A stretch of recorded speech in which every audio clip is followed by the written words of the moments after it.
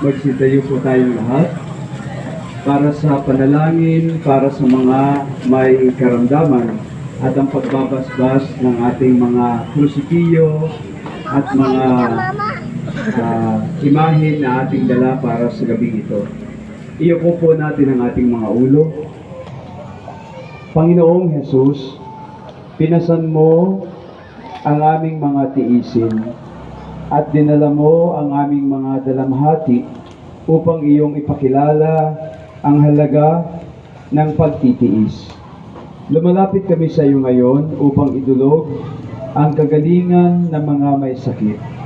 Haplusin niyo po sila at pagkalooban ng panibagong lakas upang muli silang makapaglingkod sa iyo. Patawarin niyo po sila sa kanilang mga kasalanan at mga kahinaan. Gayon din, pagkalooban mo sila ng kagalingan na pagkaluluwa. At binabasbasan din po namin ang mga krus at mga imahin na dala namin ngayon na nagpapakilala sa amin ng iyong pag-ibig at pagmamahal. Basbasan mo rin ito upang palagi naming maalaala na mayroong Diyos na dakila ang pagmamahal at pagmamalasakit sa amin. Ang lahat na ito ay tinataas namin kay Kristo, aming tagapagligtas at tagapagpagaling. Amen.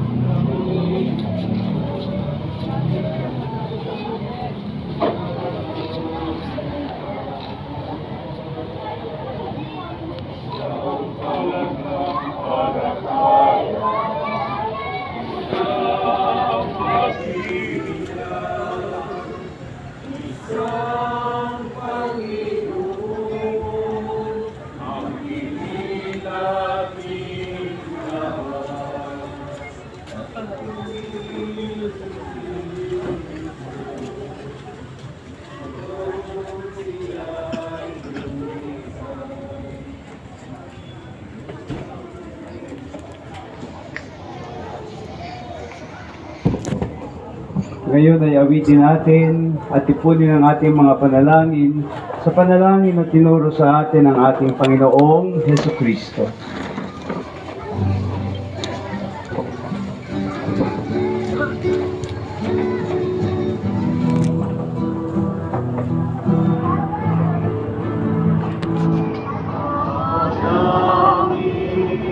Sumasalangit ka, sambahin ang ngalan mo, mapasaan